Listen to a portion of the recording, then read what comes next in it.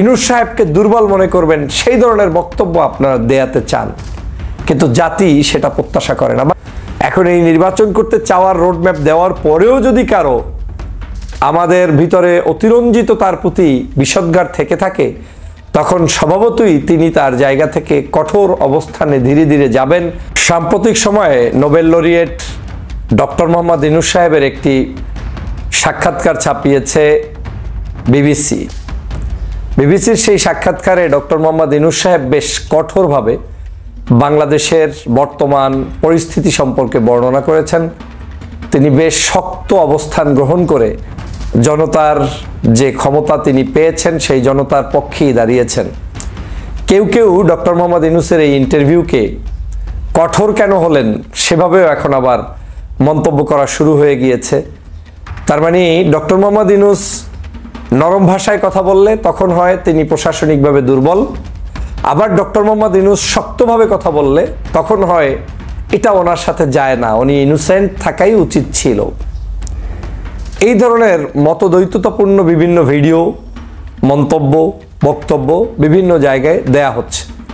কেউ কেউ ডক্টর মোহাম্মদ ইনুসকে বাংলাদেশ জাতীয়তাবাদী দলের ভারপ্রাপ্ত চেয়ারম্যান জনাব তারেক রহমান সাহেব এবং সেনাবাহিনীর প্রধান জেনারেল ওয়াকারুজ্জামান সাহেবের সাথে মতদ্বন্দ্ব তৈরি হচ্ছে বলে মন্তব্য করছেন কিংবা ভিন্নভাবে উপস্থাপন করার চেষ্টা করছেন। আদতে কি তাই? আদতে কি ডক্টর মোহাম্মদ ইনুস এই দুইজন সহ বাংলাদেশের কোনো রাজনৈতিক সামাজিক সংগঠনের সাথে বৈরিতাপূর্ণ সম্পর্ক তৈরি করতে চান? না। ডক্টর মোহাম্মদ ইনুস যখন দেখেছে যে দীর্ঘ প্রায় 6, 7, 8 মাস পর্যন্ত আমার ভদ্র ব্যবহারগুলো, ভালো ব্যবহারগুলো, জনগণের কল্যাণে যে আমি কাজ করে যাচ্ছি নীরবে নিবৃতে, সেটাকে পর্যন্ত কেউ কেউ মানে লাল কালির দাগ বসিয়ে দিতে চাচ্ছেন, তখন তিনি হয়তো তার জায়গা থেকে একটু স্ট্র্যাটেজি পরিবর্তন করে কঠোরতার জায়গায় বিশেষ করে বক্তব্যের ক্ষেত্রে উপস্থাপন করার ক্ষেত্রে চেষ্টা করে যাচ্ছেন। তো সেটা তো ডক্টর মোহাম্মদ ইনুসের দোষের কিছু নয়। সেটাকে আপনারা কি কারণে বিভাজন সৃষ্টির মধ্যে লুকায়িত নতুন করে তৈরি করছেন? এর অর্থই হচ্ছে একটি গ্রুপ চায় না যে বাংলাদেশে এই সরকার সুন্দরভাবে এক্সিস্ট থাকুক এবং তারা কাজ করুক, তারা ভালোভাবে কাজ করে জাতির প্রত্যাশা পূরণে আগামী যে নির্বাচন সেই নির্বাচনের পথে এগিয়ে যাক। আপনার নিশ্চয়ই খেয়াল আছে গত কয়েক মাস আগের একটি ইন্টারভিউ ছিল ডক্টর মোহাম্মদ ইনুস সাহেবের। তিনি সেখানে বলার চেষ্টা করেছিলেন যে বাংলাদেশের এই যে বর্তমান সিচুয়েশন, এটাই উনিও নতুন, এটা অভিজ্ঞতা ওনার এখানে পূর্বের কখনোই ছিল না। সেটাই তো বাস্তবতা। উনি তো রাজনীতি করতেন না, উনি তো একজন সজ্জন, সামাজিক, শিক্ষিত, ভদ্রমার্জিত মানুষ, তিনি বিশ্ববিখ্যাত ব্যক্তিত্ব, কিন্তু তাকে আমরা জোর করেই এই দায়িত্বটা দিয়েছি। ডক্টর মোহাম্মদ ইনুস সাহেবকে আমরা জোর করে দায়িত্ব দেওয়ার কারণে সফলতা হচ্ছে এই যে এই 5-7 মাসেই বাংলাদেশের এই যে বিপ্লব, জুলাই বিপ্লব হয়েছে, সব ধ্বংস করে ফেলতো যদি ইনুস সাহেব দায়িত্বে না থাকতেন। যে কেউ থাকলে তাকে পার্শ্ববর্তী দেশ যে কোনো মূল্যে একেবারে তার পরিকল্পনা মাফিক ষড়যন্ত্র করে ধ্বংস করে দিতে পারত। একমাত্র ডক্টর মোহাম্মদ ইনুস থাকার কারণে আজকের ইউরোপ, আমেরিকা, কানাডা, অস্ট্রেলিয়া, বিশ্বের যত বড় বড় পরাশক্তি সবাই ইনুস সাহেবকে সাহায্য করছে, তার পাশে দাঁড়াচ্ছে, বা তাকে নিয়ে অন্ততপক্ষে কোনো বৈরী খারাপ মন্তব্য কেউ করতে যাচ্ছে না। বহুত প্রপাগান্ডা আওয়ামী লীগ চালিয়েছিল, ইনুস সাহেব শেষ হয়ে যাবে, আমেরিকান নির্বাচনের পরেই সব পট পরিবর্তন হয়ে যাবে, আজ হবে কাল হবে। কিছুই হলো না। ওরা পোস্টার ছাপিয়ে তারপরে ষড়যন্ত্র করতে চেয়েছে, ট্রাম্পের পোস্টারের উপরে তারা বিভিন্নভাবে অপমান করতে চেয়েছে, কিন্তু আল্লাহর মেহেরবানি সেই ষড়যন্ত্র কোনো কাজে আসে নাই। আজ এখন ডক্টর মোহাম্মদ ইনুস সাহেবকে আইন শৃঙ্খলা পরিস্থিতি সম্পর্কে জিজ্ঞেস করা হচ্ছে, দেশের সার্বিক পরিস্থিতি সম্পর্কে জিজ্ঞেস করা হচ্ছে। তিনি কঠোরভাবে বলছেন যে বাংলাদেশের জনগণ তাদেরকে সমর্থন জানিয়েছে, জনগণ ঐক্যবদ্ধ আছে, জনগণ এই দেশটাতে এই সরকারকে পূর্ণাঙ্গ সমর্থন দিয়েছে, সেটা দোষের কি আছে? আইন শৃঙ্খলা পরিস্থিতি ভালোর দিকে আছে। আগের আওয়ামী লীগের দোসরদের সেই খারাপ পরিস্থিতির চাইতে হাজার গুণে ধীরে ধীরে ভালো হচ্ছে। হ্যাঁ, কিছু কিছু জায়গায় যে সকল অঘটন ঘটছে সেটা তো আমাদেরকেও এড়িয়ে গেলে হবে না। আমাদের পুলিশ প্রশাসন সবকিছু তো সুন্দরভাবে এখনো দাঁড়ায়নি।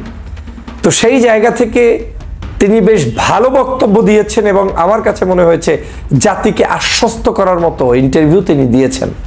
এখন আপনারা চাচ্ছেন যে জাতিকে তিনি যে কোনো মূল্যে যাতে বক্তব্য দিতে গিয়ে এমন কিছু বক্তব্য দেখ যে বক্তব্য দিলে আপনি মানে ইনুস সাহেবকে দুর্বল মনে করবেন, সেই ধরনের বক্তব্য আপনারা দেয়াতে চান।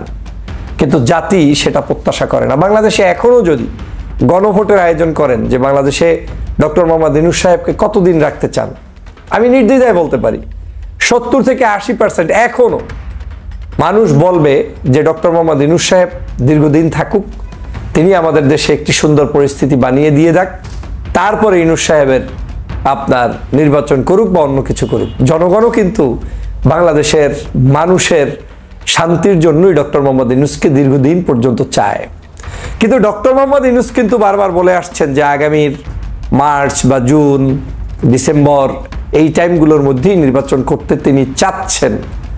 এখন এই নির্বাচন করতে চাওয়ার রোডম্যাপ দেওয়ার পরেও যদি কারো আমাদের ভিতরে অতিরঞ্জিত তার প্রতি বিষদগার থেকে থাকে, তখন স্বভাবতই তিনি তার জায়গা থেকে কঠোর অবস্থানে ধীরে ধীরে যাবেন কিংবা মন্তব্য করবেন, সেটা আমিও প্রত্যাশা করি।